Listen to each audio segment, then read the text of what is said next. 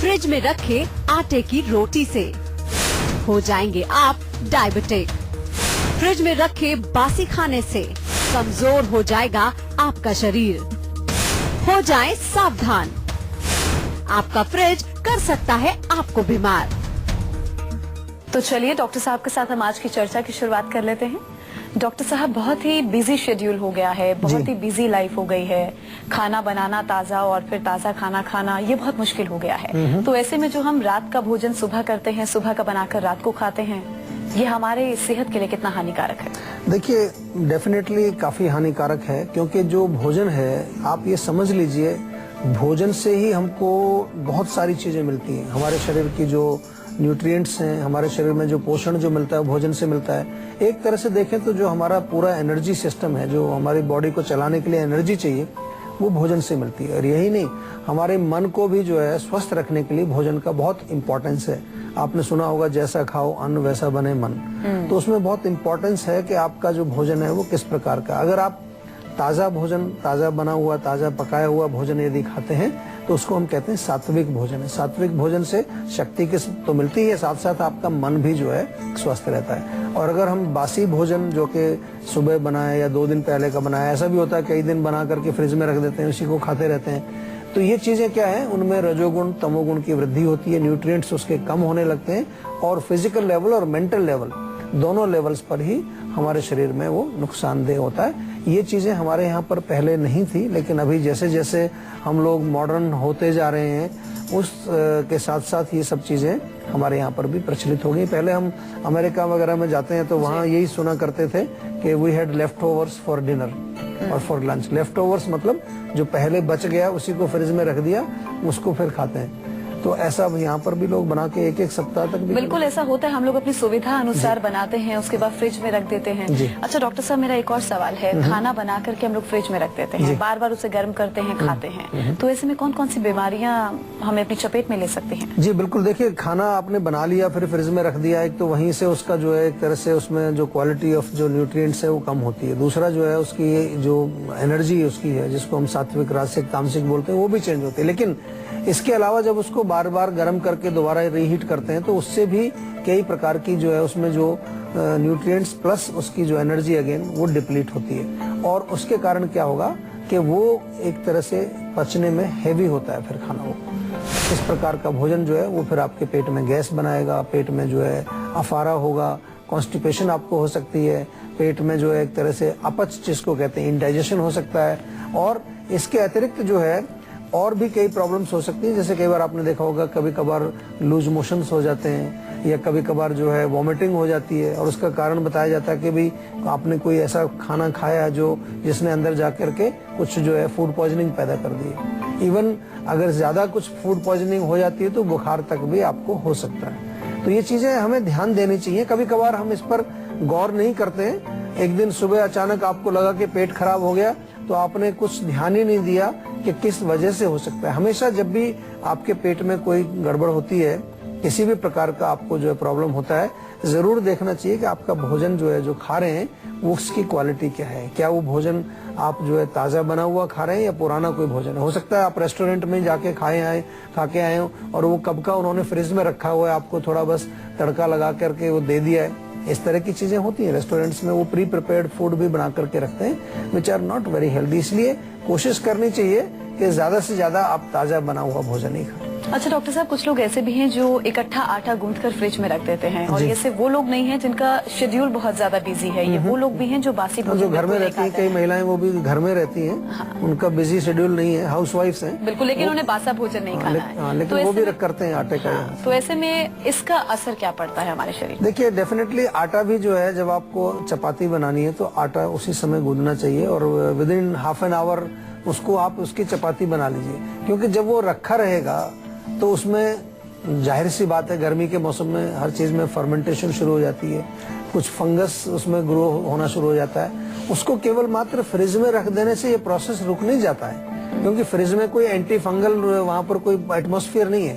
Fridge में रखने से केवल वो ठंडा जरूर हो जाएगा, लेकिन वो ठंडा होने से तो कोई इसका कोई कनेक्शन नहीं है। तो इसलिए जरूरी है आपको ये चीजें समझनी।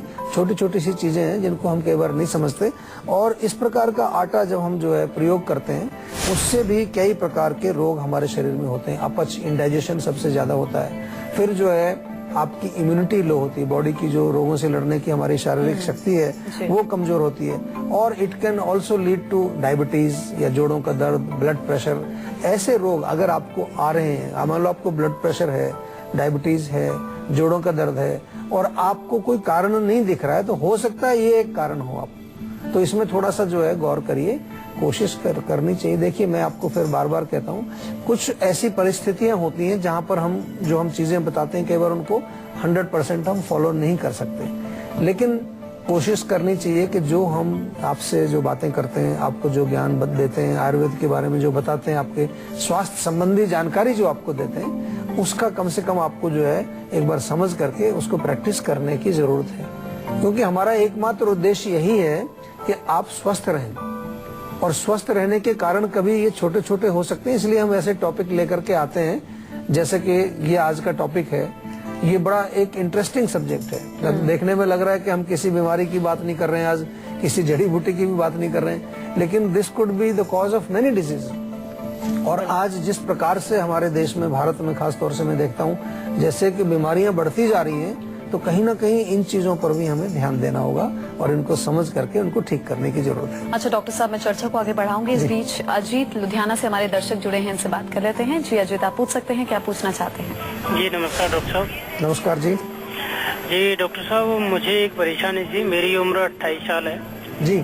और लगभग 5-6 साल से मुझे एक दिक्कत आ रही थी कि मैं कोई भी स्टडी करता हूँ या पढ़ता हूँ तो मेरे हाथों से बहुत ज्यादा पसीना निकलता है, और पैर के पंजों से भी बहुत ज्यादा पसीना आता है। अच्छा। सिर्फ हथेली और पंजों से बहुत ज्यादा परेशानी आता है, बाकी का और कोई परेशानी नहीं थी, यही परेशानी थी। और मैंने बहुत देखा है डॉक्टरों को, लेकिन कुछ भी आराम नहीं मिलता है। देखिए एक चीज तो मैं अभी आपको बताता हूँ, बहुत बढ़िया इसका आपको रिजल्ट भी मिलेगा। घर में जो खाने का सोडा होता है, बेकिंग पाउडर जिसको कहते हैं या बेकिंग सोडा जिसको कहते हैं, वो आप थोड़ा सा लें और उसको जेंटली रब करें अपने हाथों पर, हथेलियों पर और तलवों में। तो इससे कुछ थोड़ा सा मैंने देखा है, कई बार हमने प्रयोग किया इसका, तो इससे रिलीफ मिलता है। लेकिन अल्टीमेटली जो है, कोई भी रोग हो, छोटा रोग हो, बड़ा रोग हो, ऐसा रोग हो कि जो कई बार हम उसको रोग ही नहीं समझते हैं, कि समझते हैं तो ऐसे ही पसीना आ रहा है, इन सब के लिए हमें जरूरत है कि उस रोग के रूट कॉज को हम समझें। और आयुर्वेद में हम जब आते हैं तो वात, पित्त, कफ, इसकी बात करते हैं। कौन सी जो एनर्जी है आपकी बॉडी में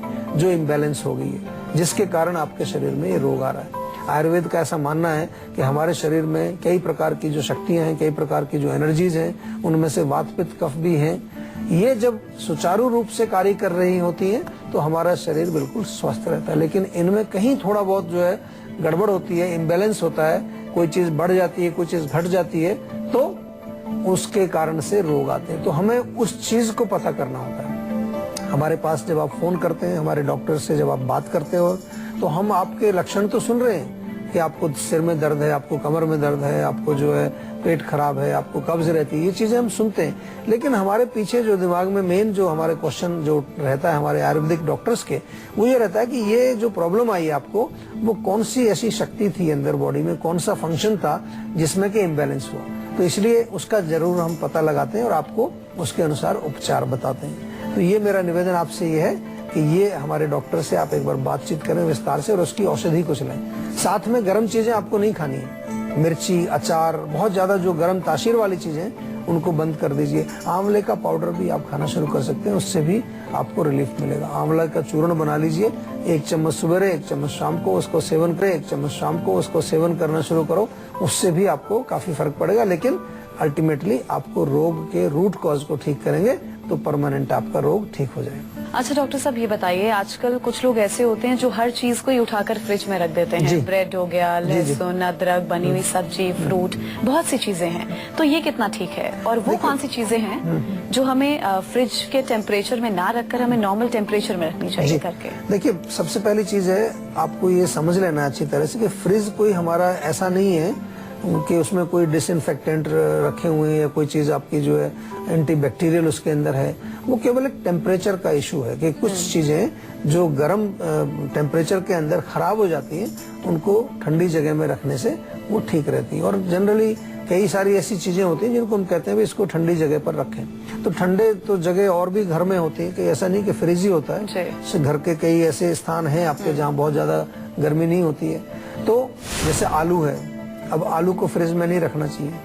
उसमें जो आलू के अंदर जो स्टार्च होती है, अगर उसको फ्रिज में रखेंगे तो it might start converting into sugar में ब्रेक होने लगती है, तो वो जब खाएंगे उसको तो उसका नुकसान होगा। इसी तरह से टमाटर आमतौर पर फ्रिज में नहीं रखना चाहिए, उसमें भी उसके जो कुछ पकने वाली की विधि है उसमें कुछ फर्क पड़ता है। प्याज जैसे उसको फ्रिज में रखने की जरूरत नहीं है, लहसुन को आपको फ्रिज में रखने की जरूरत नहीं है। तो कुछ चीजें ऐसी हैं हमारी, जैसे कि इवन जो शहद होता है, हनी, उसको भी फ्रिज में रखने की जरूरत नहीं है, उसमें कोई खराबी नहीं होती। हनी में सेल्फ प्रिजर्वेटिव अपने होते हैं, वो कभी भी खराब नहीं होगा। इवन खरबूजे को भी आपको फ्रिज में नहीं रखना चाहिए। आमतौर पर गर्मियों के मौसम में हम खरबूजा फ्रिज में रखते हैं, ठंडा करके खाते हैं।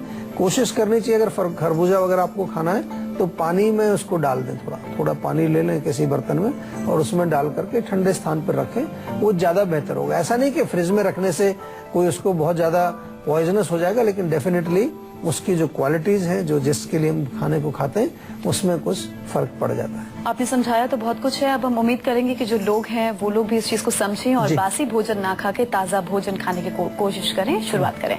लेकिन डॉक्टर साहब, एक पल के लिए हम सोच लें कि अब लाइफ तो इतनी बिजी है ही है, कई बार हम चीज को फॉलो करने लगते हैं लेकिन बीच में वो चीजें टूट जाती हैं। अगर हम खाना बना रहे हैं, आटा ही गूंथ रहे हैं, सब्जी हमने बना ली है, तो मैक्स टू मैक्स हम कितनी देर फ्रिज में रखें और या कितनी देर बाद हम उसे खा सकते हैं? नहीं, देखिए, जहाँ तक हमारा आयुर्वेद का कॉन्सेप्ट है तो उसमें तो यही लिखा है कि ताज़ा बना करके ही खाएं। लेकिन जैसा आपने कहा कि कुछ मजबूरियां हैं, कुछ ऐसी कंडीशन है, तो कम से कम जो है इतना तो जरूर करना चाहिए कि उसी दिन सेम डे ही उसको फिनिश कर लें। या फिर जैसे ब्रेकफास्ट मॉर्निंग में बनाया तो लंच तक खाएंगे तो चलेगा। और मैक्स टू मैक्स आपने पूछा मेरे से, मैक्स टू मैक्स आपको ने जो पूछा उसका, तो शाम तक उसको जरूर खत्म करें, क्योंकि नेक्स्ट डे पर ना उसको ले जाएं। ओवरनाइट जब चला जाएगा तो फिर काम खराब हो जाएगा। मेरठ से हमारे दर्शक वीरेंद्र जुड़े हैं, इनसे बात करें। जी वीरेंद्र जी, आप पूछ सकते हैं, क्या पूछना चाहते हैं? मैं वीरेंद्र बोल रहा हूँ मेरठ से। डॉक्टर साहब नमस्कार। नमस्कार जी, बताइए। नमस्कार सर, मेरे ना पेट में ज्यादातर दर्द ही रहता है, मतलब मोस्टली 9 से 10 महीने हो गए होंगे, और पेट में ना लेफ्ट साइड में हमेशा दर्द रहता है, हल्का हल्का दर्द। अच्छा, नहीं तो दर्द कोई वो आपको खाना खाने के बाद होता है, खाली पेट, या पूरा टाइम ही रहता है? जैसे खाना वाना खाने के बाद, जैसे पानी वानी पी लिया उसके थोड़ी देर बाद दर्द शुरू हो जाता है। अच्छा, देखिए, जो आप बता रहे हैं इन लक्षणों के आधार पर तो यही समझ आता है कि कहीं ना कहीं एक तो इंडाइजेशन हो सकता है, खाना ठीक से अगर ना पचे, और किसी पर्टिकुलर एरिया में जो जहां आप कह रहे हैं कि लेफ्ट साइड में होता है, हो सकता है उसमें किसी अंदरूनी हमारे जो ऑर्गन्स हैं वहाँ कहीं सूजन हल्की फुल्की हो गई है। सूजन के कारण भी वहाँ पर इन्फ्लेमेशन यदि हो जाए, उसके कारण भी हल्का फुल्का दर्द होता है। कभी कभार, जैसा कि हम बात कर रहे हैं अभी, आज भी बात कर रहे हैं हम, कि जिसमें जो आपका खाने पीने का जो तरीका है, या जो आप भोजन जो खाते हैं वो किस प्रकार का है, वो कब का पकाया हुआ है, कब आपने उसको खाया, इसके कारण भी हम देखते हैं कि कई बारी अपच के कारण, इंडाइजेशन के कारण भी ऐसी प्रॉब्लम आपको आ सकती है। खाना जब खाते हैं आप, तो खाने के साथ ही, खाना खाते समय अदरक का पानी, थोड़ा सा गुनगुना पानी, वो खाना खाते समय थोड़ा सा बीच बीच में पीते रहिए, तो उससे भी आपको डाइजेशन में हेल्प मिलेगी।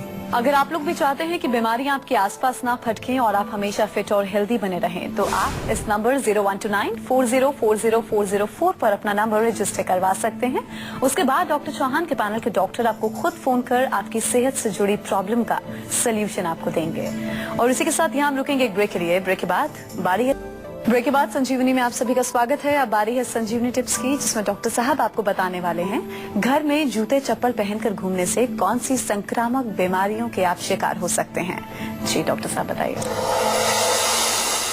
जी देखिए, बहुत अच्छा प्रश्न है, क्योंकि आमतौर पर अगर हम देखें अपने भारतीय संस्कृति में, तो ऐसा कभी नहीं होता था कि हम जूते चप्पल घर के अंदर ले जाएं, बाहर ही निकालते थे। और अभी ये भारत की बात नहीं है, बहुत सारे विश्व में, मैं बहुत देशों में जाता हूँ, यूरोप में कितने सारे कंट्रीज हैं, जापान में आप जाओ, सब लोग जूते बाहर उतारते हैं, आज भी कोई नहीं ले जाता। हमारे यहाँ हम कुछ थोड़े मॉडर्न हो गए, आजकल जूते लेके सब जगह घूमते हैं, तो कॉमन सेंस की बात है। जूते आप दिन भर जो है बाहर घूमते हैं, अनेक प्रकार के बैक्टीरिया उसमें जो ऐसी चीजें आपके जूतों से टच में आती हैं, और उन्हीं को जब आप घर में ले जाएंगे तो डेफिनेटली वो आपके घर के अंदर प्रवेश करेंगे वही बैक्टीरिया, और प्रवेश करेंगे तो वो हवा के माध्यम से या कुछ और उड़ करके वो भोजन में कहीं चले गए, कहीं पानी पीने वाले में कोई चीज, उसके माध्यम से आपके शरीर में जाएंगे। तो इसको अवॉइड करना है आपको। ऐसा आप एक जगह बना लीजिए अपने घर के बाहर के एरिया में। अगर आपका घर ऐसा है, आजकल तो अपार्टमेंट्स हैं ऐसे जहाँ पर बाहर जगह ही नहीं है, तो अंदर जैसे ही घुसते हैं वहाँ एक कबर्ड आप बना सकते हैं, एक वुडन कुछ बना सकते हैं, उसमें रखिए उसको। क्योंकि अगर नहीं करेंगे ऐसा तो इतने सारे बैक्टीरिया, इस पर कुछ रिसर्च भी हुई है। मैं एक रिसर्च पढ़ रहा था कि किसी को नए जूते दिए और 2 हफ्ते बाद कई लाख बैक्टीरिया उसमें निकले उस जूते के अंदर।